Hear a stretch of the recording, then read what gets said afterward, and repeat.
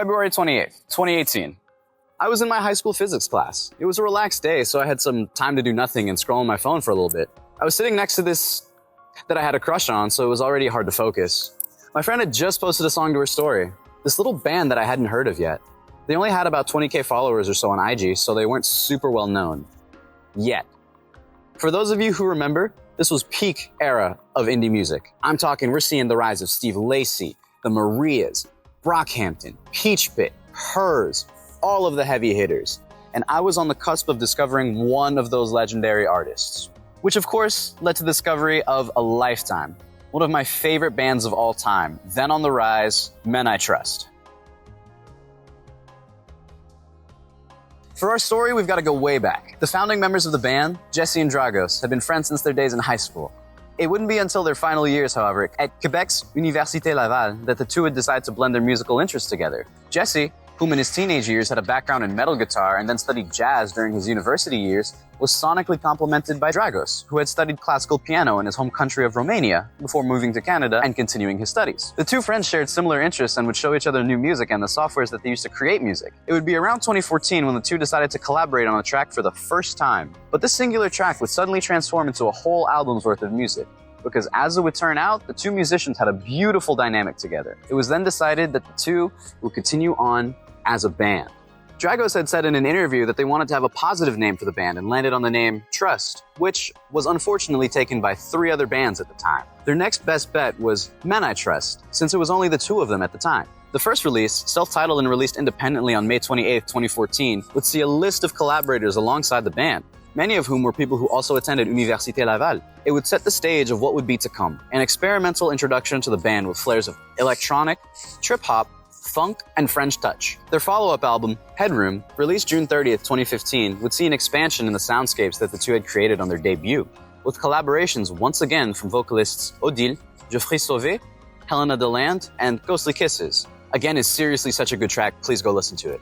The band, still only technically Jesse and Dragos at this time, would set their sights on acquiring a proper full-time vocalist for the band. Through mutual friends, they would find the singer Emmanuelle Proulx on Facebook, and she'd add vocals on the tracks Out and Myself and Curious Fish. Following the release of this album at the end of 2015 and throughout 2016, the band would release a string of singles, and Emma, as well as Odile, for a short period of time, would become a permanent member of the band. With the permanent singer now enlisted, the band could now rehearse properly, and the era of Men I Trust as strictly a studio project had come to an end. These first 3 singles to be released, Humming Man, Lauren, and Plain View, would mark an entrance into a new era, as we'd get our first tangible glimpse of the band as an ensemble and a minute taste of what was to come. With each of these tracks getting their own respective music videos, all shot and directed by the band, mainly by Dragos, which the music video for Plain View has since been removed for reasons which are unclear. Their first scheduled tour as an ensemble would be in 2016 in China, specifically in the cities of Shenzhen, Beijing, and Shanghai. After this, their next single to be released would be You Deserve This, an incredibly mellow track that sees the band taking a much slower tempo and presenting us with an undeniable groove that we've heard since their debut, now more refined and sharpened. With an incredible music video shot in Bucharest, this has become one of the band's many emblematic tracks, and to me, perfectly encapsulates the vibe that this band radiates. It's retro, but modern. The groove is classy, but not overcomplicated. Okay, cut there. It exists in this one-off land where you're the center of the universe, and their chords are the fuel to your intergalactic journey. This, coupled with the next few singles that the band were planning to release, would be a critical point for the band. They had spent the past few years together grinding out their musical journey 100% independently, and it was just about to start to pay off. They would close out 2017 by releasing 2 more singles, Tail Whip and I Hope to Be Around, each of which, including You Deserve This, have racked up millions of views since their release. This here is a strategy that they use that I personally admire, because as they were starting to become a proper touring band, they first released a physical compilation, the Men I Trust Starter Pack, with the finest selection from their first 2 releases, and then 3 brand new hidden tracks that wouldn't be uploaded digitally, while at the same time slowly releasing new singles with their new vocalists, giving those who had been following them something new to be excited about, and their new fans a warm welcome into who they were as a band. Which would be followed by their premier North American and European tours in 2018, which I couldn't attend because I was 16 and broke at the time. Which, once again, were financed completely independently and allowed them to once again massively expand their audience and connect with the fans that they had been amassing on the internet. It'd be around this time that they post this unfinished snippet on their YouTube channel. I didn't know it at the time, but this would be the first teaser to their upcoming album that would be soon to release. They would release 3 more singles near the end of 2018 and the beginning of 2019 in preparation for this release, which was to be delayed because of their rigid touring schedule at the time. Initially slated for release for February 2019, Oncle Jazz, Men I Trust's third studio album, would be released on September 13th, 2019 instead. This as well is one more benefit of operating as a group independent of labels. Dragos had more to say about this in an interview with Indie Rocks.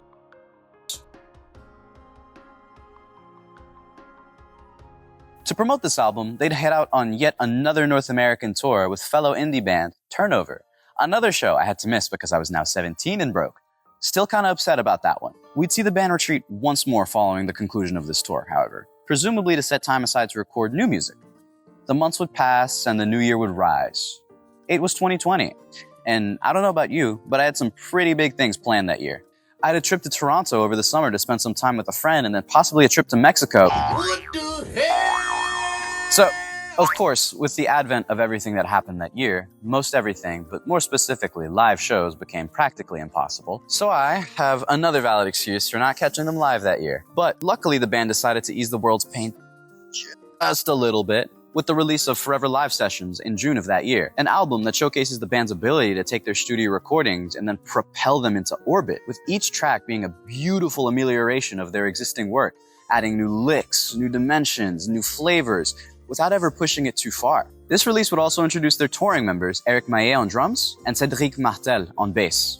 And although my international adventures had been postponed, this album was the perfect soundtrack to my safe trip to a friend's house in coastal Georgia. I remember seeing the ocean appear in the distance while the band's grooves lit up in the car that we were riding in. I'll never forget those sandy, sun-tinted moments shared with some of the best people I'll never see again. What a time to be alive. A year as tumultuous and unpredictable as 2020 left the group with much time to explore the new ideas that were brewing in their minds.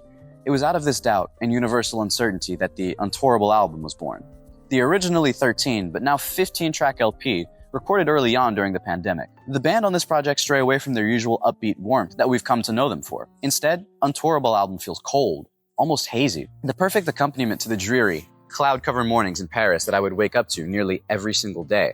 The album was slated for a release much earlier in the year, but due to an injury sustained by Dragos, the album was delayed until much later than expected, rendering the title to be partially paradoxical as the band would embark on their subsequent tour with Michael Sayer of the album in autumn of that year. Newly 19 and caught up in an extremely unfortunate move at the time, I was yet again unable to catch them on tour that year. I did, however, thoroughly enjoy playing this album on repeat during this period. It's forever tied to a very special part of my life as I was navigating adulthood for the first time, all while being in a brand new country and a brand new language that I barely spoke.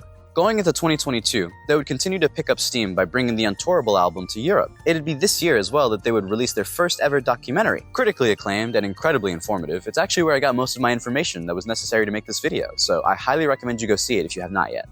At this point, we'd once again see the band enter a period of diminished public activity. We'd see the release of the then standalone tracks Hard to Let Go and Billy Toppy, a song that fringes on the outskirts of what we're used to hearing from the band, with the track taking a much faster tempo and employing the use of distortion on the lead guitar that harkens back to Fiero GT off of Uncle Jazz. It has, since its debut, been one of my favorite releases from them. I clearly remember strolling through Paris's Parc Montsouris, hoping and wishing for a chance to catch them live, as during this period, when they would play in North America, I would be in Europe, and vice versa. Here is when we would see another huge surge in listenership. The band's hardcore approach to DIY had been paying off, and it would only continue to augment as the group would keep evolving and grabbing new listeners. Their sound was more precise than ever, their grooves airtight, and experimentation at an all-time high. They'd close out this year by releasing the single Girl, which was teased in the documentary mentioned earlier, marking a few firsts for the band, as this is the only track that they have released up to this point to be sung partially in French, and with whom I'm assuming is Jesse on vocals. There is also a big Serge Gainsbourg influence here that I really appreciate, and I love hearing them sing in French. It adds such a mystique that I didn't expect from the band. To start off the new year of 2023, the band would release Ring of Past. A song for me encompasses 1,000,000% the sound of Men I Trust. The subdued 70s-inspired drums, the lively bass line, the glittery keys, Emma's golden tone delivery, and that undeniable feeling of warm nostalgia. If there was one track that I would pick to show somebody that's never interacted with the band's music before, it would be this one. And that's not even mentioning the video accompanying this track. It's part of a series of short films produced by the National Film Board of Canada entitled Canada Vignettes, and this one in particular is called Love on Wheels. directed by Ben Lowe and Ian Rankin. And it follows an English boy who has a crush on a French girl at the roller rink. Highly recommend checking these out as there are some proper gems in here.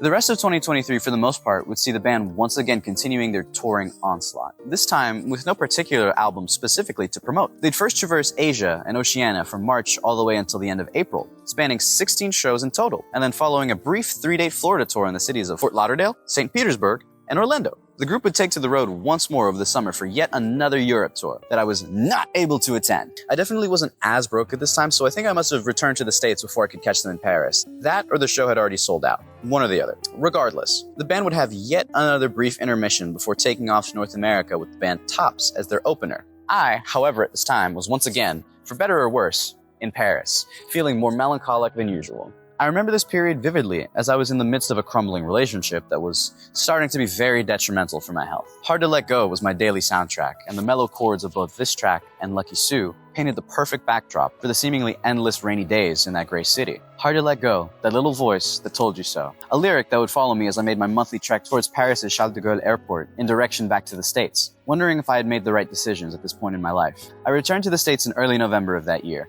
right in the middle of the band's touring schedule. At last, we were in the same place at the same time. But, as luck would have it, the show had sold out completely while I was away. Damn. But, as luck would have it, I received the text, "Bro, are you back from France yet? I've got an extra ticket for Men I Trust." I couldn't believe it. After 5 long years, I would finally be catching one of my favorite bands ever live for the first time. I'll try my best to keep this brief. Their opener, Tops, were phenomenal and have just released a new single from their forthcoming album that you should absolutely check out. But Men I Trust blew my already incredibly high expectations into the stratosphere. I'm just so in awe as to how a band can sound that good live. I would go as far to say it would be a disservice to not see this band live if you are a fan of music. And one note that I'd like to add really quickly is that Men I Trust fans are friendly, like really friendly. There was this girl in the crowd that would not stop hitting on me in front of her boyfriend. But besides that, the show was beyond anything that I could have ever imagined. And as the set list went by with a blissful precision, I thought about that stupid 16-year-old kid that discovered this band's music all those years ago. In the high school of his southern hometown, the golden memories passed on with friends come and gone, terrible job, old cars, the Parisian metro, so many smiles, very few tears, as I stood there, 21 at the time, entranced by the music being performed for this sold-out crowd, surrounded by so many people that have stories that are exactly like mine.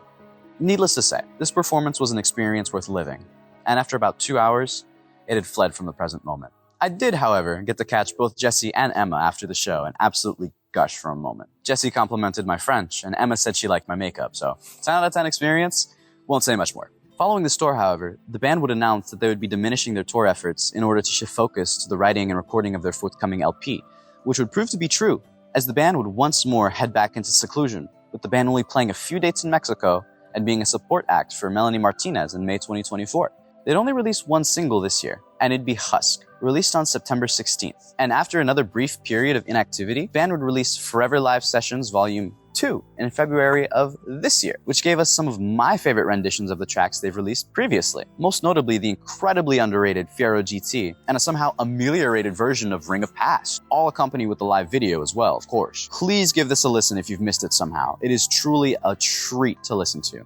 Following this, they'd announced their upcoming LPs, their first long-form release in 4 years, Equis Asinus and Equis Caballus, with both album covers being shot by the legendary Donna Ferrato. Released on the 19th of March this year, the first of the Equis releases sees the band take more of a folk-inspired approach to their writing process. A few of my immediate favorites are All My Candles, the mainly instrumental Paul's Theme, Burrow, and Bethlehem.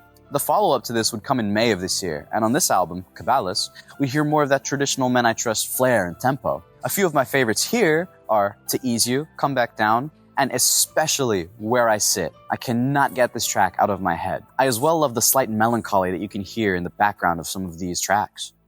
I can't stress enough how overwhelmingly refreshing it is to hear something like this.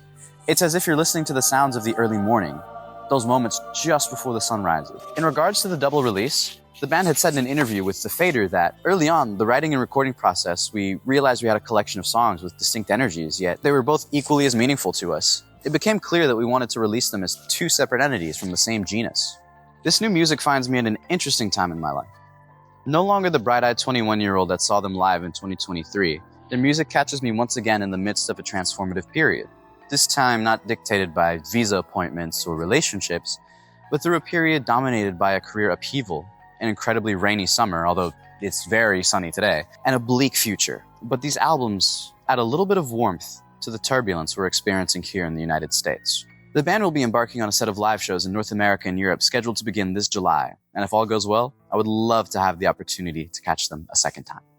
Men I Trust are one of those extremely rare bands that pop up and release nothing but the highest quality every single time, all while being completely self-sufficient every step of the way. By being fully independent, they've been able to control every release, their merch designs, the ideas for their music videos, and you know that the media that you're consuming from this band are 100% authentic and not stormed up by a marketing executive. And it's this dedication and transparency that I truly admire in these musicians. From the very beginning, they preferred to play the harder bet and invest in the long term. I've been a fan since 2018, and I appreciate their music more and more with every release. Their creations have been in the foreground to some of my highest moments, as well as the dips that I've had as well. But throughout all of these shifts and changes, one thing has stayed consistent, and that's the quality of their creations. Even today, when the world looks bleak, I'll put on their music and for a moment, I'll have some much needed peace. So, before I end this video, I'd like to go ahead and say thank you to the band. Their music has vastly ameliorated my quality of life, and I'm certain that many feel the same way. And as well, if any of you watching have any stories that you'd like to share about the band or their music or what it means to you, feel free to leave them in the comments below. I read every single comment and I love the discussions I have with you guys. So thank you very much for making it to the end of this video. If you liked it, please feel free to leave a like and subscribe if you'd like to see more of this type of content. The more of you that are here, the more budget I can put into these videos. So genuinely thank you for watching. That's all. See you in the next one. Peace, stay safe, and stay cool. It's very hot. You're the goat for this, by the way. Thank you. Are you gonna pay for my kava? For our story, we've got to go way back. The founding members of the band, Jesse and Dragos, have been friends since their days. Shades on.